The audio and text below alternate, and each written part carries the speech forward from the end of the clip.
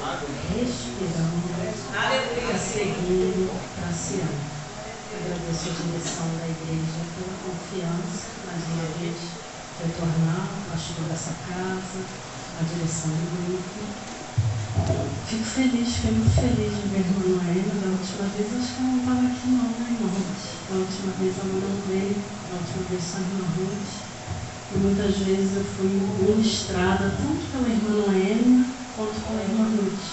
E era muito gostoso quando a gente era criança e elas iam ministrar, né? Era muito bom.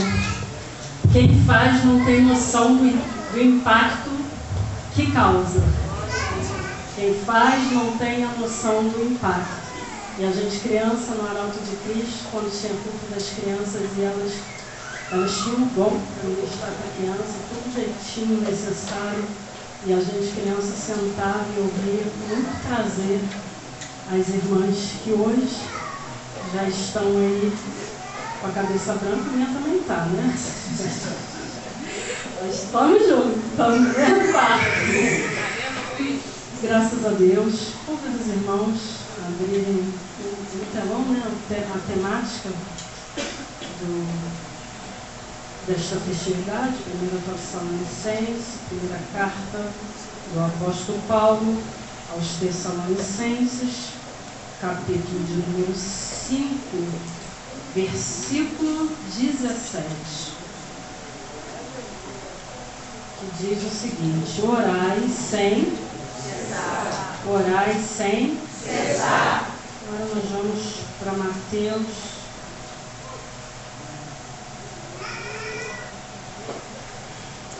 capítulo de número 6. Mateus, capítulo de número 6.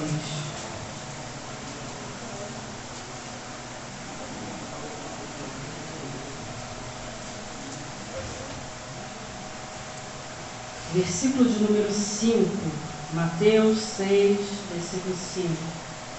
E quando orardes, não serei como os hipócritas, porque gostam de orar em pé nas sinagogas e nos cantos das praças, para serem vistos pelos homens.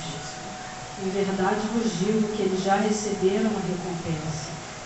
Porém, quando orares, entra no teu quarto e fecha a porta. Orarás ao teu Pai que está em secreto. E teu Pai que vem em secreto te recompensará. E orando, não useis de vãs repetições como os gentios, porque presumem que pelo seu muito falar serão ouvidos. Não vos assemelheis, pois, a eles, porque Deus, o vosso Pai, sabe o de que tendes necessidades antes que lhe o peçais. Portanto, vós orais assim: Pai nosso que estás no céu, santificado seja o teu nome. Venha o teu reino, seja feita a tua vontade, assim na terra como no céu. O pão nosso de cada dia dá-nos hoje, e perdoa-nos as nossas dívidas, assim como nós temos perdoado aos nossos devedores, e não nos deixeis cair em tentação, mas livra-nos do mal, pois teu é o reino, o poder e a glória para sempre. Amém. Vamos para o assento por gentileza. Glória!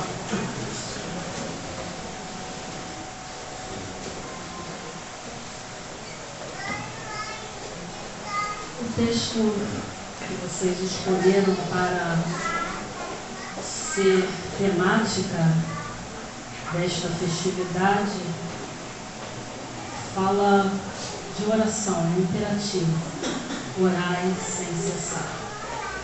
O apóstolo Paulo está escrevendo essa sua primeira carta aos crentes que estão na cidade de Tessalônica. Da última vez que eu estive aqui, nós falamos sobre a viagem missionária de Paulo. O desejo dele era de ir para a Ásia, uma vontade imensa de chegar à Ásia e pregar o Evangelho na Ásia.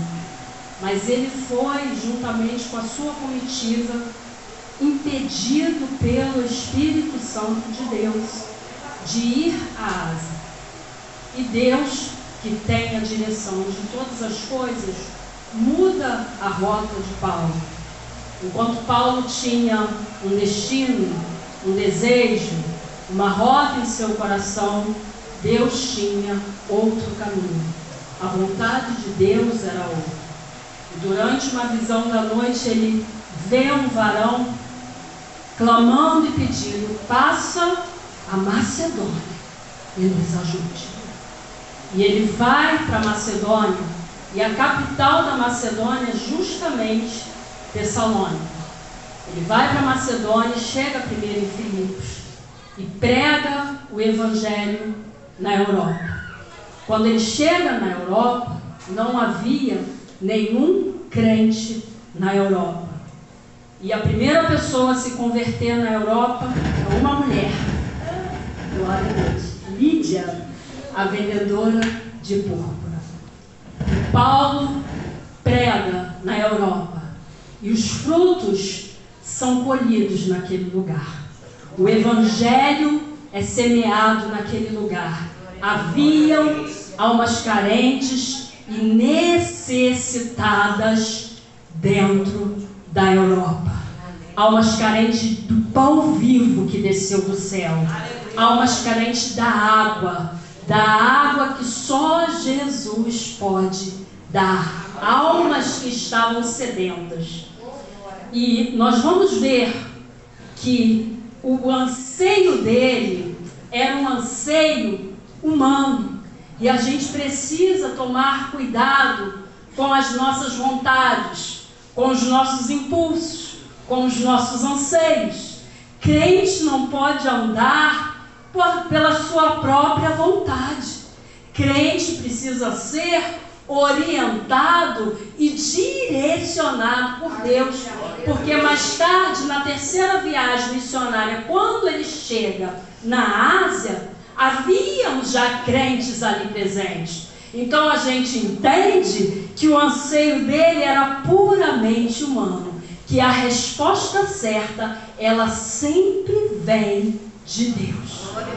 E ele prega em Tessalônica, e o Evangelho é pregado de tal maneira, com uma forma tão poderosa, e ele fala isso na sua primeira carta, de uma maneira tão poderosa, que os judeus, movidos de inveja, não suportaram e levaram ele e toda a sua comitiva aos magistrados, e eles são convidados a se retirar da cidade de Tessalônica. Mas a semente havia sido plantada, e a semente havia caído em terra boa. A semente não havia caído nos pedregais, a semente caiu em terra fértil e frutificou. A prova disso é que agora ele está escrevendo uma carta para esses crentes de Tessalônica. Não era uma carta exortativa, não era uma carta doutrinária. Paulo vem trazendo, falando do desejo que ele tinha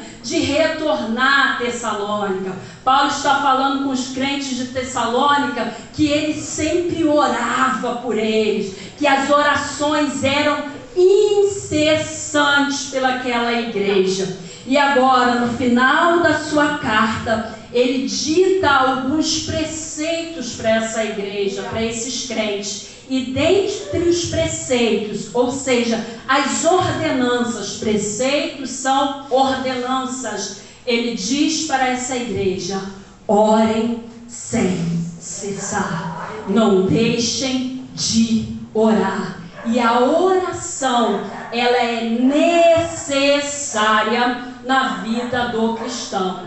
Não existe vida cristã sem vida de oração. E a prova disso é que Jesus, ele vai ensinar os seus discípulos a orarem. E aí eu quero partir para essa oração de Jesus, porque não tem oração mais perfeita do que a oração de Jesus. E ele diz: olha, quando vocês orarem, não façais como os hipócritas fazem, que se colocam diante das praças para serem vistos pelos homens. Não façam assim. Entre no teu quarto, feche a sua porta, e o seu pai, que ouve em secreto, ele te recompensará. Quando orares, Jesus está dizendo, em primeiro lugar, que os crentes, que a igreja, ela vai orar. Ele não está dizendo: olha, se vocês orarem, então vocês orem assim. Se vocês orarem, não é condicional. Ele está dizendo, fazendo uma afirmação: quando vocês orarem. E a gente vai ver que a igreja, ela começa debaixo de oração. O princípio da igreja, lá no dia de Pentecostes, é através da oração. Começa a Gênesis, o princípio é com oração. E nós precisamos ser despertados, porque nós precisamos orar. A igreja, a Bíblia diz, Atos dos Apóstolos diz que eles estavam todos reunidos em oração. Quando os diáconos da igreja são separados, os apóstolos dizem: olha, nós nos dedicaremos à oração e à palavra. Por isso nós não poderemos servir à mesa. Então essa é uma condição na vida do crente. Oração precisa e é necessário que faça parte da nossa vida. Não tem como vivermos sem oração. E existe o maior exemplo de vida de oração, é o nosso próprio Jesus, que era completamente Deus. Mas mesmo sendo Deus, o seu ministério foi um ministério saturado pela oração. Uma certa vez Marcos deixa registrado que Jesus, ele obriga os discípulos discípulos a entrarem no barco e passarem para a outra margem.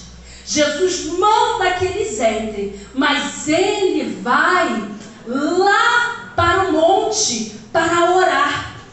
E lá na quarta vigília da noite, que fica entre 3 e 6 da manhã, ele vem caminhando sobre as águas e se apresenta aos discípulos. Mas ele teve uma vida de oração. O próprio Deus deixa-nos exemplo da necessidade que nós temos de orar, irmão. E eu sei, nós sabemos como crentes da dificuldade muitas vezes que nós temos de ter uma vida de oração. A gente anda para lá, anda para cá, trabalha, corre. Mas quando Jesus está dizendo, olha, quando vocês orarem, não faça como os hipócritas, que se colocam diante dos homens para ser visto. Eles já receberam o galardão deles. O galardão deles, em outras palavras, são os aplausos. Já estão sendo vistos para exprimirem uma vida de espiritualidade. A oração, a nossa vida de oração, não é para ser colocado nos palcos da vida, ou aí nas nossas redes sociais. A nossa vida de oração não é para nós exprimirmos uma fé, uma espiritualidade, passarmos uma espiritualidade para o irmão. Esse não é o propósito da vida de oração. E Jesus vem combatendo essa ideia farisaica que muitas vezes nós encontramos ela no comportamento dos nossos irmãos. Quantas vezes a gente não vê nas redes sociais em um lugar de oração? Aí o irmão vai no monte, estamos em oração. Essa tentativa de expor esse momento que é seu com Deus. Vida de oração é momento de bastidores, não é para se expor no palco da vida. É você com Deus e mais ninguém. O que Jesus está dizendo é, olha, não faça como os hipócritas, mas entra no teu quarto.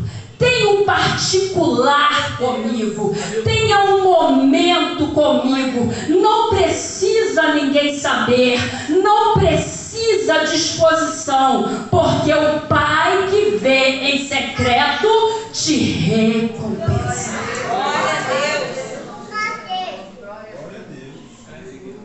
Eu já me deparei com pessoas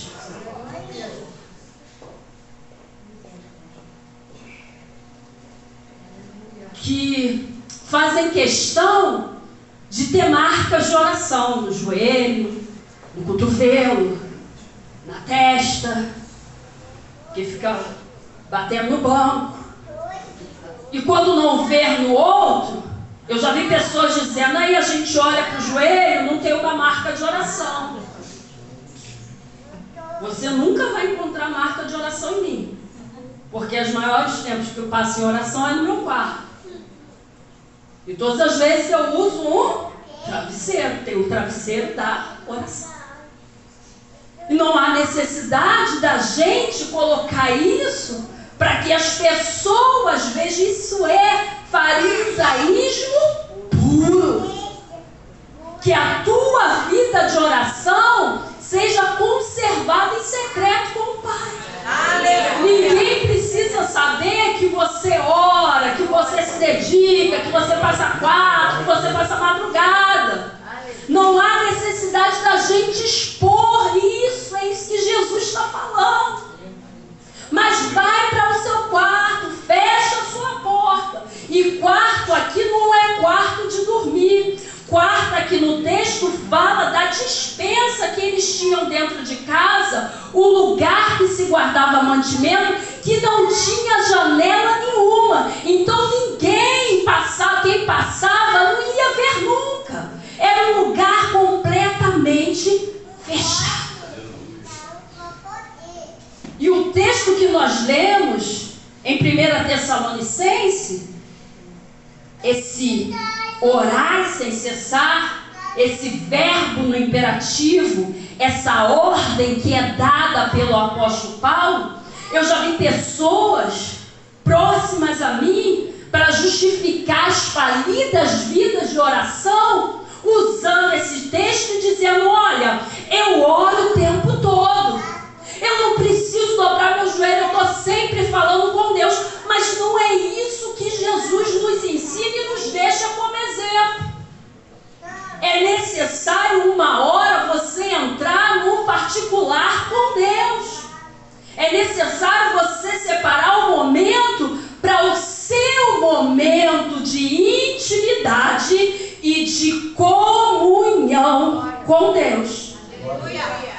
As 3 maneiras que nós temos de orar é com palavras, verbalizando, através da palavra. Mas nós também temos uma arma poderosa que é a oração do pensamento. É uma oração poderosa. Quantas vezes a gente precisa orar apenas em pensamento? Uma vez a minha amiga viajou para Alagoas. Ela foi tratar com a mãe dela, espírita a vida toda. Um centro espírita dentro da casa da mãe dela. E ela foi lá resgatar a mãe dela. E ela estava levando a mãe dela para a igreja, fazendo um trabalho de libertação, trabalhando, levando, chama pastor e leva. E aquela guerra espiritual. E ela andando na rua, vocês sabem, a fúria se levantou, a luta ficou ferrenha. Ela estava sendo ameaçada na rua: eu vou te matar. O diabo se manifestava na vida das pessoas e jurava ela de morte andando na rua. E ela ligou para mim e para algumas amigas dela e disse: ore por mim, ore, me ajude em oração, porque eu preciso.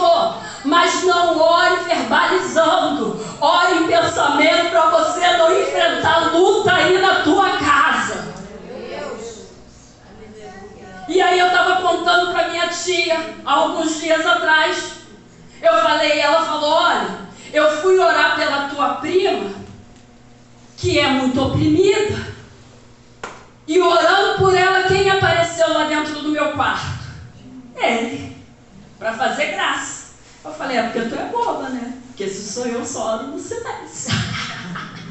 A gente parte para a guerra silenciosa. Ele nem sabe que a gente está orando. É uma arma poderosa o teu pensamento. Você independe de lugar geográfico para orar. Você ora andando, você ora no ônibus, você ora dirigindo, você ora no trabalho. A tua mente não está presa.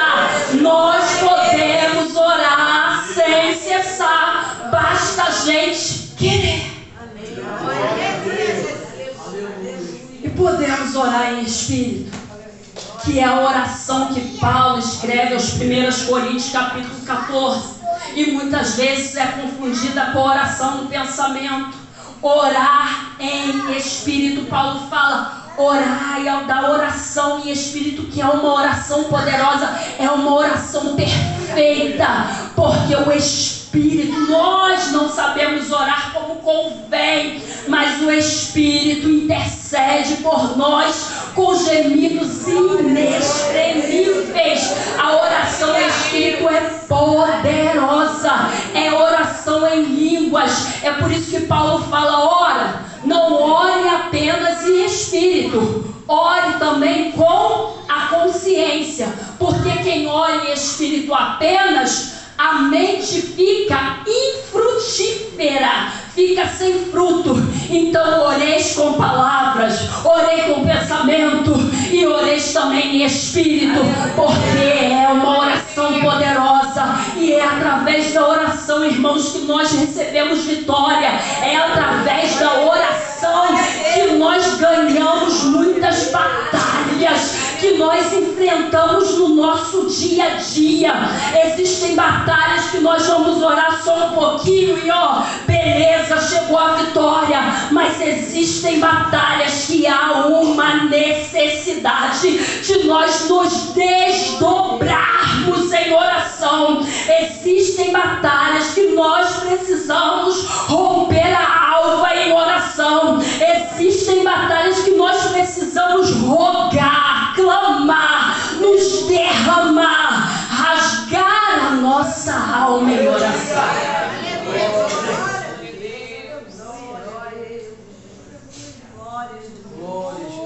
Por ela os enfermos são curados. Tiago disse que a oração da fé sarará o doente. Por meio dela nós temos comunhão com esse Deus.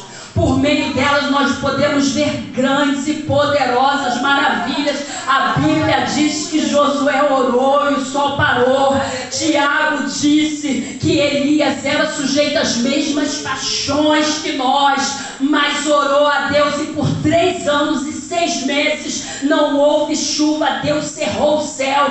Deus ouviu a oração de um homem que é como eu e como você, que não era diferente, era homem de Deus, como você é homem de Deus e como você é mulher de Deus. Há uma necessidade de nós não deixarmos de orar. Quando a gente entra, a gente está sempre andando. É diferente, irmãos, a igreja que ora. A gente percebe no ambiente a igreja que ora e a igreja que tem deixado a oração de lado. É diferente e é perceptível. Aleluia. A oração atrai a presença de Deus. E quando orares, não sejam como os hipócritas, mas vós orareis assim: Pai nosso. Isso é muito lindo. Pai nosso. Ele nos apresenta esse Deus, Criador dos céus e Criador da terra. Esse Deus que Isaías usa uma linguagem figurada para dizer: olha, Ele está sentado sobre o globo da terra e os moradores são para Ele como gafanhoto, ou seja, os moradores são para Ele como nada. Esse Deus Todo-Poderoso, Ele é o nosso Pai. E é diferente quando a gente chega diante dele para orar e diz Deus, e quando a gente chega e fala Pai, Paizinho, porque o Pai é aquele que cuida, é aquele que protege, é aquele que ampara, o Pai é aquele que supre as nossas necessidades, o Pai é aquele que alimenta, o Pai é aquele que nos dá proteção. Esse é o nosso Deus, o Deus zeloso, o Deus que cuida, e é assim que Jesus queria que os seus discípulos soubesse quem era o Deus a quem eles serviam, o Deus a quem eles adoravam. Ele é o seu Pai, o seu Abba, o seu Paizinho. E essa questão, quando a gente fala de Pai, que a gente chega diante dele e fala Pai, parece que ele é só nosso, né? Dá uma individualidade que parece que some o mundo inteiro e é só você e ele. Parece que você é filho único e parece que você não tem nem irmão, porque ele te preenche de uma tal maneira, e esse Pai nos inunda de uma tal maneira que é muito maravilhoso. Esse Pai amoroso, bondoso, que nos ama, ele nos ouve. Isaías disse que desde a antiguidade não se viu, e nem com o ouvido se percebeu, e nem com os olhos se viu um Deus além de ti, um Deus além de ti, que trabalha em prol daqueles que nele esperam.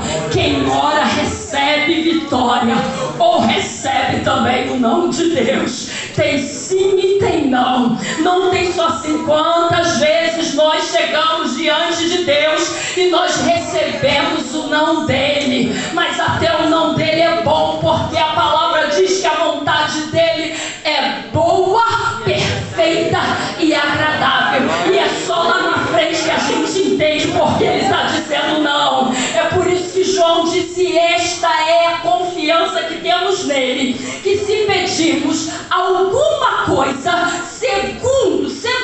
segundo a sua vontade, Ele nos ouve. Pode confiar na vontade dEle. Pai nosso que estás no céu. Agora Jesus fala, olha, esse Deus, esse Pai, que é próximo, que é amigo, que ama, que cuida, que trata da gente com carinho, com zelo, que diz que você não tem que se preocupar com o que você vai comer, com o que você vai vestir. Você não precisa ter essa preocupação, porque Ele cuida de nós, porque se Ele cuida dos lírios do campo, imagine de nós. Esse Pai, Jesus está dizendo, Ele está no céu. Mas aí o salmista vai dizer que nem o céu dos céus o pode conter, porque Ele está em todo lugar. A presença dEle está em todo lugar. Mas quando Jesus diz, olha, Ele está no céu, Jesus está dizendo, ei, Ele é Pai, Ele é amigo, mas Ele não é igual a nós. Ele está acima de nós, Ele é superior a nós. Nós precisamos chegar como filhos, queridos, amados, mas reconhecendo a grandeza dEle, reconhecendo a soberania dEle. Oh, irmãos, quantos crentes tratam Deus como se fossem seus lacaios. Eu já ouvi orações na igreja terríveis da gente falar, não, ele não está falando com Deus, não. Ele está falando com qualquer um, mas o Deus da Bíblia, o Deus criador dos céus e da terra, que Jesus disse, ei, Ele é Pai, mas Ele está no céu, Ele é grande, Ele é soberano, Ele é acima. Chegando diante dEle não é de qualquer maneira, tem que reverenciar, tem que reconhecer que Ele é Deus. Quantas pessoas chegam diante de Deus e oram como se estivesse orando com o empregado, falando com o empregado, irmãos, dando ordem. Sério? Uma vez meu pai teve que corrigir um irmão. Falou, meu filho, que oração é essa que você está fazendo aí? Meu tio teve que corrigir um irmão da igreja. Meu tio que é pastor falou, que é isso? Você não está falando com um lacaio, um servo que você dá ordem e diz, vai lá e faz. Você está falando com Deus. Mas não parece. Algumas pessoas, para justificar uma intimidade, não, mas eu sou íntima de Deus. Não é isso que a Bíblia está ensinando. Cria-se um Deus imaginário, um Deus segundo a minha imaginação, segundo a imaginação de outros, e vão justificando o seu relacionamento desleixado e relaxado com Deus, justificando uma intimidade com esse Deus.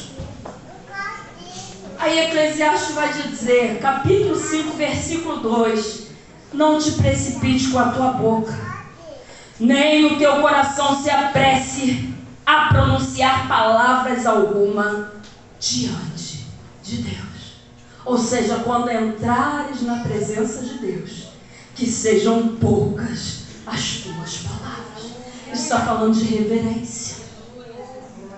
Ele é Deus, precisa ser reverenciado. Pai nosso que estás no céu, santificado seja o teu nome. Jesus está dizendo, Pai nosso que estás no céu, reverenciado seja o teu nome. Pai nosso que estás no céu, engrandecido seja o teu nome, glorificado seja o teu nome, enaltecido seja o teu nome.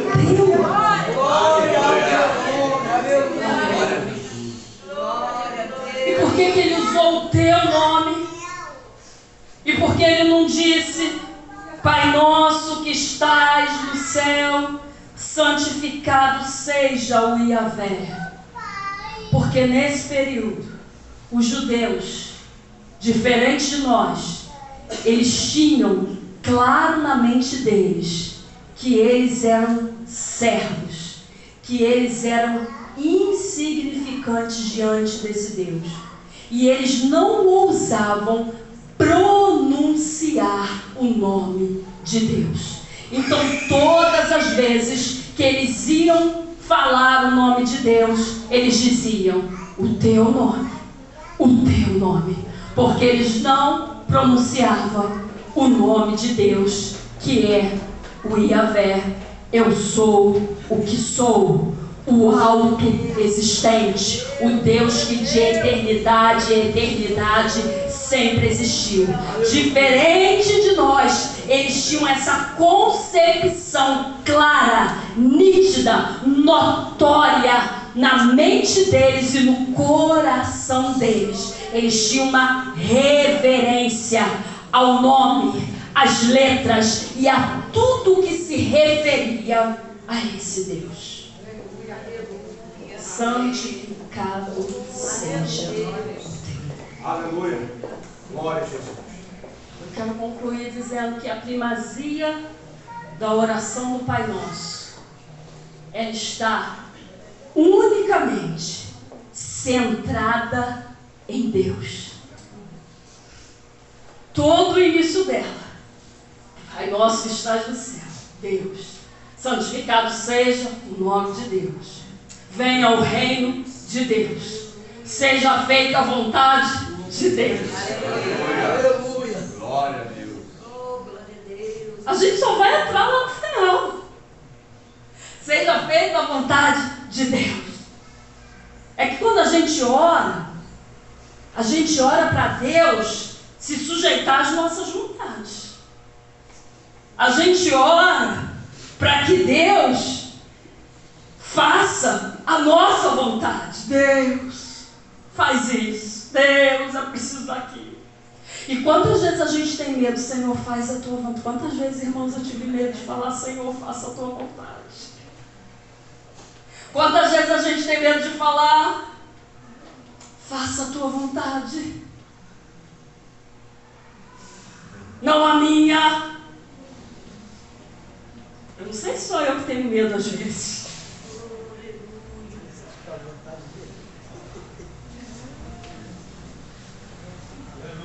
Mas aí Jesus está falando: faça a tua vontade.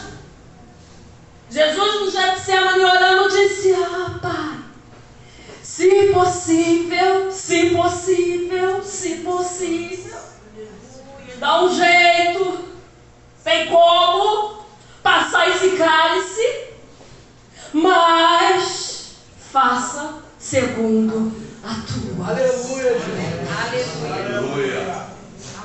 E aí só no final que a gente vai entrar nessa história. Que aí a gente vai falar: e Jesus vai ensinar. Só depois a gente vai entrar com as nossas necessidades. É porque, irmãos, a gente fica desesperado para colocar as nossas necessidades diante de Deus. A gente fica ansioso de colocar diante de Deus. Mas o Jesus mesmo ensinou que antes da gente pedir, Ele já... Antes da gente verbalizar, Ele já sabe. E a gente fica desesperado para colocar: Senhor, tem misericórdia, eu estou precisando, entra nessa causa, peleja por mim. Mas Ele já sabe. Então, quando nós orarmos, e é interessante, eu estava lembrando disso, eu estava meditando e falei: gente, a gente vai relaxando, daqui a pouco a gente vai mudando a oração. Mas quando eu aprendi a orar lá no Arauto de Cristo, lá para o Senado Manuel, que já dorme no Senhor, eles começavam orando assim: Deus, Tu és grande, Tu és maravilhoso. Começavam adorando a esse Deus, começavam rendendo graças, magnificando, enaltecendo. E só depois a gente ia falar alguma coisa, mas primeiro a gente entrava adorando. E é isso que Jesus está ensinando. Só depois você vai pedir. Perdoa. perdão se eu não perdoar. Só tem perdão se a gente perdoa. Glória a Deus. E aí a gente vai. Eu vou concluir dizendo para vocês: orar nunca foi fácil. A irmã estava falando. É uma batalha, gente. É uma luta contra a nossa carne. Eu sei que a gente luta tanto, mas a carne, ela não gosta de orar.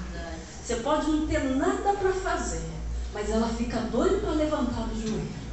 É uma batalha. Para quê? Quantas vezes? Para quê que eu quero levantar? É madrugada? Para onde que eu vou? Nem com sono eu estou. Certo? Para onde que eu vou? Não importa a hora, irmãos. Não tem de manhã, de madrugada. O Deus que está ouvindo é o mesmo que trabalha. Quando ele falou, entra no teu quarto, mas nós não vamos ver Jesus entrando em dispensa nenhuma. Todas as vezes que a gente vai ver ele no monte, ou seja, separa um momento. A gente precisa desse momento com Deus, que é o momento que a gente se derrama diante dele. Oração é mais do que a gente entrar no supermercado e ficar escolhendo o que a gente quer. É um momento de comunhão, de adoração, de renovo. Entre na presença dele para ser renovado, para ser cheio. Não dependa de oração coletiva para se encher de Deus. Não dependa da coletividade. Ela é importante, ela é boa. Mas tire o seu momento a sós com esse Deus. Ele está contando que tu está orando. É para você orar, é para mim orar. Ele diz: quando vocês orarem. Então não tem vida cristã sem oração. Eu quero concluir lendo uma frase que eu gosto muito, do Richard Milton, que diz assim: a causa principal da minha pobreza e esterilidade espiritual é devido a uma negligência injustificável de oração. Posso escrever, ler, conversar ou ouvir com prontidão, mas orar é o mais espiritual e íntimo de qualquer uma dessas coisas, e o mais espirituais dos deveres que o meu coração carnal está sempre pronto a fugir. Eu posso ler a palavra, eu posso vir à igreja e adorar, mas orar é o mais espiritual dos deveres. É um momento de encontro com Deus, de particular, de intimidade. É só você e Ele. É ali que a gente se derrama diante dele. É ali que a gente confessa quem realmente nós somos. Ele sabe, mas a gente precisa confessar e falar: olha isso, olha esse negócio ruim aí dentro de mim, esse negócio aí que eu nem sabia que existia, mas com essa tribulação, essa tempestade, veio mover das águas e levantou tudo que está lá no fundo. Olha aí. A gente precisa confessar, colocar diante dele, mas é esse o dever que o nosso coração carnal está sempre pronto a fugir. Mas lutemos, irmãos. Eu convido os irmãos, posso colocar a igreja de pé? Aleluia! Você colocar a igreja de pé. Aleluia! Você nem fez um sonzinho. Faz um sonzinho. Vamos orar com sonzinhos. Um negócio bonitinho aí, gostoso. Orar não é fácil. Eu estava falando e interrompi. Meu pai, ele costuma dizer que o pessoal fala assim: os crentes não oram mais. Os crentes não oram mais. Aí meu pai costuma dizer: os crentes nunca oraram. A oração sempre esteve vazia. São poucos os que vêm orar. Não, porque antigamente, tem um pessoal novo que diz que antigamente, pessoal novo, antigamente os crentes oravam. Meu pai fala: Desde que eu sou crente, pequenininho, oração sempre foi para poucos. Mas entra nesse negócio, que esse negócio é bom. Quando a gente ora, às vezes a gente traz o céu, né? Parece que o céu baixa. E é tão gostoso, a gente é renovado, a gente é fortalecido. Não deixe de orar, irmãos. Satanás vai lutar sempre com a gente para a gente não orar. A nossa carne vai lutar sempre com a gente para a gente não orar. Mas a gente precisa orar sem cessar. Na oração é por meio dela que nós vencemos e obtemos vitória em Cristo Jesus. Vamos orar? É só um sonzinho nesse teclado para oração. Só um sonzinho gostoso. Vamos orar? Aleluia. Feche seus olhos. Vamos pedir Deus graça, porque orar não é fácil. Pai, nós te louvamos, ó Deus, pela tua palavra. Orebaste, aquece, anasso, blesse, arabaste. Achou-me a prece. Diribadá, serebaste. Nós te adoramos, Senhor. A tua igreja te adora e nós nos juntamos agora com o coro celestial. Nós declaramos que tu és santo.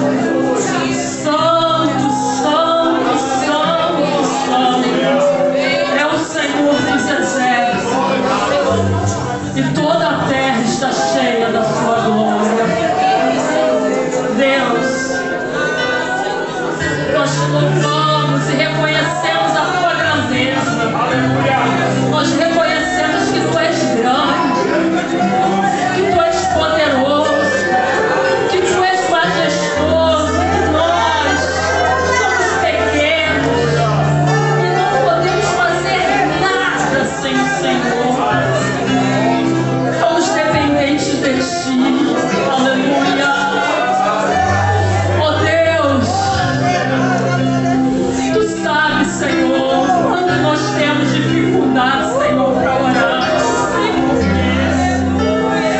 Oh Deus, a nossa carne ela luta contra oração. Satanás luta, a nossa carne luta, mas Deus, nessa noite nós reconhecemos a necessidade. Nós sabemos, ó Deus, que através da oração nós vencemos, que o Senhor nos traz renovo através da oração, que vitórias são alcançadas através da oração, que barreiras são derrubadas através da oração, que portas são abertas através da oração, que os enfermos eles são curados através da oração. Aleluia. Oh, aleluia. Aleluia. Aleluia. Oh Deus, justamente com a tua igreja, eu venho lhe pedir, Senhor, nos dê graça para orarmos. Repreende a preguiça, repreende o desânimo, repreende o embaraço que tem se colocado diante de nós.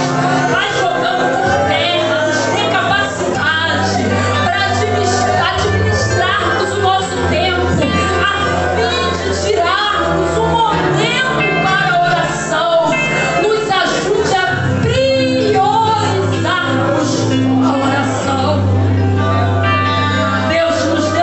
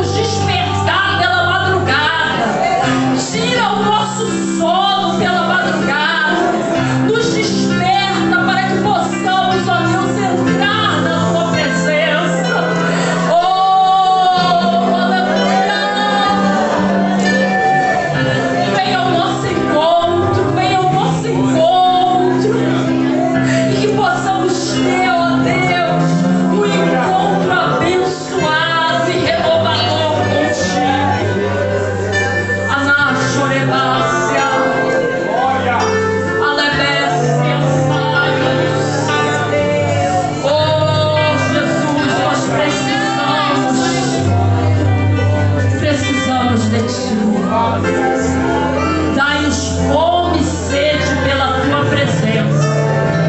Faz-nos, ó Deus, sedentos. Precisamos, Senhor, ter fome pela tua presença.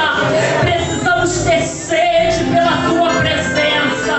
Ajuda-nos nas nossas fraquezas e nos dê vitória em nome de Jesus Cristo, o teu Filho. Amém. Aleluia.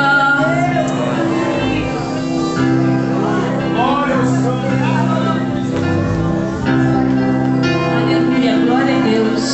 Aqui está uma lembrancinha, irmã, para você. Deus continue te abençoando poderosamente. Amém? Antes de encerrarmos, pode sentar, irmãos. Mais um pouquinho só. Antes de encerrarmos, nós vamos louvar, tá, pastor? O louvor da festividade.